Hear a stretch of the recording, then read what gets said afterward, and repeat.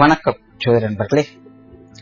2025 வருடத்தில் சனி வக்ர பலன், அதாவது இந்த வருடம் ஜூலை 15 தேதியிலிருந்து நவம்பர் 30 தேதி வரைக்கும் சனியானது மீன ராசியில வக்ரகதியில சஞ்சாரம் செய்துட்டு வரும்.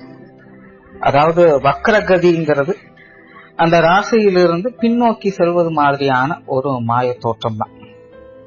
பட் அந்த நிலைகளுக்குமே பாத்தீங்கன்னா எல்லா ராசிகளுக்குமே பலன்கள் அப்படிங்கிறது உண்டு. தவிர இந்த வருடம் இந்த வக்ர காலகட்டங்கள்ல பாத்தீங்கன்னா செப்டம்பர் மாதம் சூரிய கிரகணம் இருக்கு.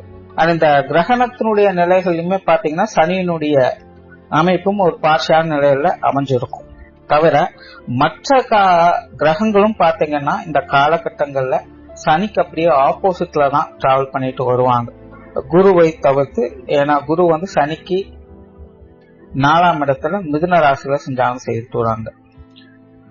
சோ பொதுவாக இந்த மாதிரியான கிரக நிலைகள் ஏற்படும் பொழுது பெரும்பாலும் எல்லா ராசிகளிலுமே கண்டிப்பாக மாற்றங்கள், ஏற்ற இறக்கங்கள் அப்படிங்கிறது இருந்தே தீரும். அதுல ஸ்பெசிபிக்கா சொல்லணும் அப்படின்னா நாரதர் கழகம் நன்மையில முடியும் அப்படிங்கிற மாதிரிதான் இந்த வக்ர காலகட்டமானது செயல்படும். கண்டிப்பா ஏறக்குறைய 5.5 மாத காலகட்டங்கள் இந்த வக்ர நிலை செயல்படுது அப்படின்னா முதல் 3 மாதங்கள் அப்படிங்கிறது நிறைய சங்கடங்கள், பிரச்சனைகள் அப்படிங்கிறது நிச்சயமாக இருந்தே தீரும். கடைசி 2.5 மாதங்கள் அப்படிங்கிறது அந்த பிரச்சனைகளுக்கு சொல்யூஷன் அப்படிங்கிறது கிடைக்கும். பொதுவாகவே கிரகங்கள் வக்ர நிலை பெறுது அப்படின்னா அந்த கிரகங்களுடைய நிலைகளுக்கு ஏற்ப பழைய பிரச்சனைகள் திரும்பி பார்க்க போகுது அப்படின்னு தான் அர்த்தம். அதாவது விட்டகுறை தொட்டகுறைங்கிற மாதிரி நிறைய விஷயங்கள் நடக்கும். இதுல பாசிட்டிவான விஷயங்களும் அடங்கும், நெகட்டிவான விஷயங்களும் அடங்கும். அதுலயும் ராசி நிலைகளுக்கு தகுந்த மாதிரியான மாற்றங்கள் அப்படிங்கிறது இருக்கும்.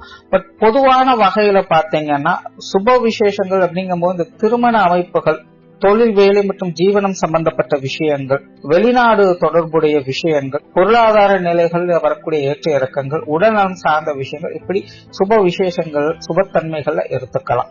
அதுவே அசுப நிலைகள் அப்படின்னு பார்க்கும் பொழுது சண்டை சச்சரவுகள், கடன் சம்பந்தப்பட்ட விஷயங்கள், விரோதங்கள், உடல் பலவீனம், பிரிவுகள் போன்ற விஷயங்களையும் இது குறிக்கும். சோ இப்படி இது பாசிட்டிவான நிலைகளிலும் செயல்படும், நெகட்டிவான நிலைகளும் இது செயல்படும். அந்த வகையில உங்களுடைய ராசிக்கு என்ன மாதிரியான பலன்கள் கொடுக்கும் அப்படிங்கறத பத்தி தான் இந்த பதிவுல பார்க்க போறோம். விருச்சிக ராசி. விருச்சிக ராசிக்கு சனியானவர் ராசிக்கு 5ஆம் இடத்துல அடுத்த 5.5 மாத காலகட்டங்கள் வக்ரகதியில செயல்பட்டு வருவாங்க. ராசியின் அடிப்படையில சனியானவர் ராசிக்கு 3ஆம் இடத்திற்கும் 4ஆம் இடத்திற்கும் அதிபதியாக வரக்கூடியவங்க. ஜெனரலாகவே விருச்சிக ராசியை பொறுத்த வரைக்கும் இந்த சனியானவர் விபரீத யோகங்களை கொடுக்கக்கூடியவங்க. அதாவது நல்லதோ கெட்டதோ எதுவுமே டைரக்டா இருக்காது, எல்லாமே இன்டைரக்டா தான் இருக்கும். பொதுவாகவே விருச்சிக ராசிக்காரங்க அவங்களுடைய வாழ்க்கையில நிறைய பிரச்சனைகளை, சங்கடங்களை பாக்குறாங்க அப்படின்னா அதுக்கு முக்கிய காரணமாக இருக்கிறது அவங்களுடைய கவனக்குறைபாடுகளாக தான் இருக்கும். ஏதோ ஒரு சில விஷயங்களை அவங்க நம்பகத்தன்மையோடு அவங்க ஒரு போக்குல கணக்கு போட்டு போயிட்டு இருப்பாங்க. ஆனா பின்புலங்கள்ல பாத்தீங்கன்னா அது அப்படியே கொஞ்சம் வேற மாதிரி வேலை செஞ்சுட்டு இருக்கும். அதெல்லாம் அவங்க கவனிக்க தவறி இருப்பாங்க. கண்முன்னாடிதான் இருக்கும், ஆனா அதை அவங்க பெருசா எடுத்திருக்க மாட்டாங்க. அந்த நேரத்துல அதன் மேல அந்த நபர் மேல பாத்தீங்கன்னா ஒரு அளவு கடந்த நம்பிக்கை அப்படிங்கிறது இருக்கும். எல்லாம் சரியாயிடும் அப்படிங்கிற மாதிரி கூட அவங்க நினைச்சிருப்பாங்க. ஆனா போக போக போக பாத்தீங்கன்னா அது பெருசாயிட்டுதான் இருக்குமே இல்லாம அது சரியாகிற மாதிரியே தெரியாது. கடைசி நேரத்துல ஒரு நாள் பஸ்ட் ஆயிடும், கொஞ்சம் பிரச்சனைகளும் பார்க்க வேண்டியதா போயிடும். சோ இந்த மாதிரியான நிலைகள்லாம் விருச்சிக ராசிக்காரங்க கண்டினியூஸா அவங்களோட லைஃப்ல ஏதோ ஒரு விஷயங்களை பார்த்துக்கிட்டே இருப்பாங்க. இதுக்கு முக்கிய காரணமாக இருக்கிறது என்னன்னு பாத்தீங்கன்னா இந்த சனியினுடைய நிலைகள் தான்.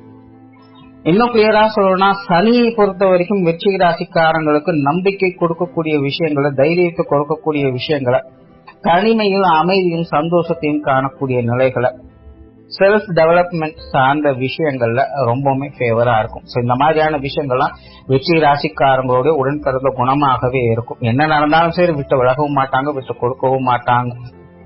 என்னதான் நடந்தாலும் நான் மீண்டும் வருவேன் அப்படிங்கிற அந்த கான்பிடன்ட் லெவல், அதுக்குண்டான முயற்சி, இது எல்லாத்துலயுமே விருச்சிக ராசிக்காரங்களை அடிச்சுக்கவே முடியாது. பட் ப்ராப்ளம் என்னன்னா இவங்களால மற்றவங்களோடு சேர்ந்து இணங்கி செயல்பட முடியறது அப்படிங்கிறது கஷ்டம். சோ தனிச்சு செயல்படக்கூடிய நிலைகள்ல இவங்களுக்கு எப்பவுமே ஒரு சிறப்பான அமைப்புகள் உண்டு. இவங்களுக்குன்னு ஒரு தனி ஸ்பெஷாலிட்டி அப்படிங்கிறது எப்பவுமே இருக்கும். ஒரு தனித்துவமான செயல்பாடுகள் இவங்ககிட்ட பார்க்கலாம். எப்பேற்பட்ட மோசமான ஜாதகக்காரங்களாக இருந்தாலும் கூட விருச்சிக ராசியில பிறந்தவங்களுக்கு ஏதோ ஒரு வகையில ஒரு தனிப்பட்ட குணாதிசயம் அப்படிங்கிறது அவங்களுடைய சிறப்புகளை சொல்லும். அதுதான் அவங்களுடைய வாழ்க்கைக்கு முழு வழிகாட்டியாக இருக்கும். அதை நம்பிதான் அவங்களுடைய மொத்த லைஃபும் போய்கிட்டு இருக்கும். இந்த தைரியத்தையும் உத்வேகத்தையும் அவங்களுக்கு கொடுக்கறது சனி தான்.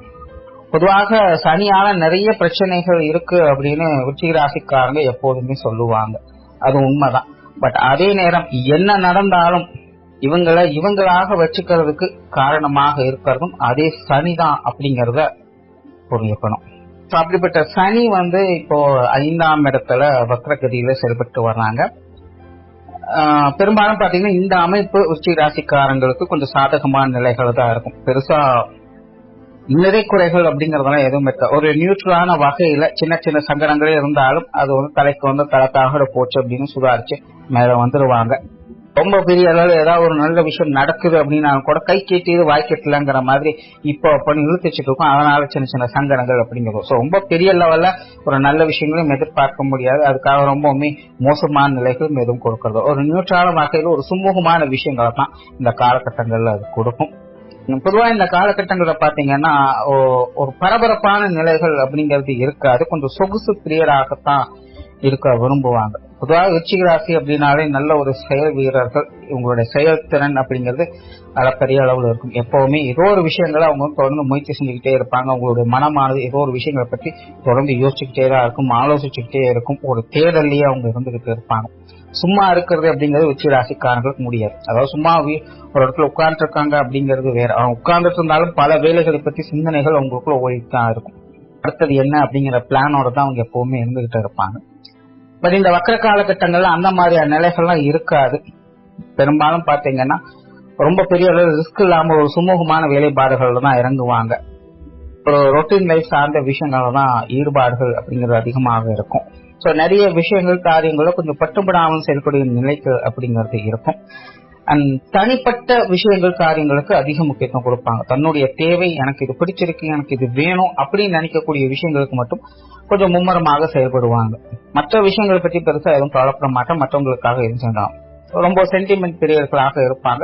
சில விஷயங்கள்ல இது சார்ந்த விஷயங்கள் கொஞ்சம் அடமெண்டல் அப்படிங்கிறதும் இருக்கு. மற்றவங்களுடைய பேச்சுக்கள் இந்த காலகட்டங்களில் எடுபடாது, கேட்க மாட்டாங்க.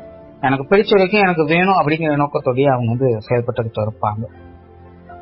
சொத்து சுகங்கள், வாகன ரீதியான விஷயங்கள் இந்த காலகட்டங்களில் ஒரு சாதகமான அமைப்புகளை எதிர்பார்க்கலாம். ஏற்கனவே விருச்சிக ராசிக்காரங்களுக்கு இது சார்ந்த விஷயங்கள்ல சில எதிர்பாராத ஆதாய அதிர்ஷ்டம் தரக்கூடிய நிலைகள் தான் கிரக அமைப்புகளால செயல்பட்டுக்கிட்டு இருக்கு. ஆனா இந்த வக்கர காலகட்டங்களையும் பாத்தீங்கன்னா இந்த மாதிரியான விஷயங்கள் ஏதோ ஒரு வகையில உங்களுக்கு ஒரு கணிசமான ஆதாயங்களை ஏற்படுத்தி கொடுக்கும். அதே போல இந்த சொத்து சுகங்கள், வாகன ரீதியான விஷயங்கள்ல தடைப்பட்ட காரியங்கள் ஏதாவது இருந்தது அப்படின்னாலும் அதெல்லாமே இந்த காலகட்டங்கள்ல துரிதமாக செயல்பட ஆரம்பிக்கும். அண்ட் சிலருக்கு இந்த காலகட்டங்களில் கொஞ்சம் தடைப்பட செய்யும். அவை ஏற்கனவே ரன்னிங்ல இருக்கு அப்படின்னா அவங்களுக்கு கொஞ்சம் ஸ்லோ ப்ராசஸ்ல போகும், அல்லது கொஞ்சம் கேப் விட்டு நடக்கலாம். ஸோ இந்த மாதிரியான விஷயங்களை கொஞ்சம் புரிஞ்சுட்டு அனுசரிச்சு போய்க்கிறது நல்லது.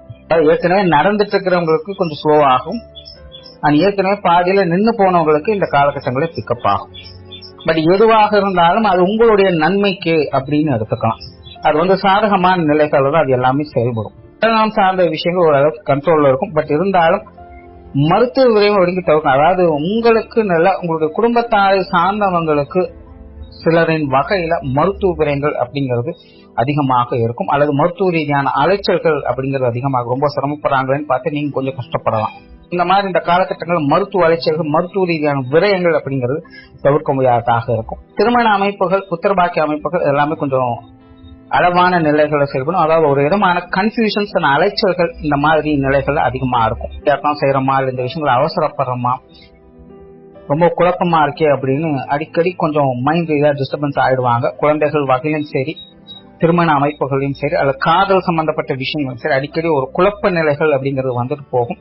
ஸோ மன தெளிவுகள் அப்படிங்கிறது சார்ந்த விஷயங்கள், அதை அலைச்சல் தரக்கூடிய விஷயங்கள் அதிகமா இருக்கும். ஸோ இந்த மாதிரியான விஷயங்கள்ல நம்பிக்கை கூறியவங்களை கொஞ்சம் பக்கத்துல வச்சு அனுசரிச்சு போய்க்கிறது நல்லது. ஏன்னா உங்களுக்கு குழப்ப நிலைகள் இருந்தாலும் கூட அவங்க மூலமாக கொஞ்சம் சப்போர்ட்ஃபுல்லான விஷயங்களை எதிர்பார்க்கலாம்.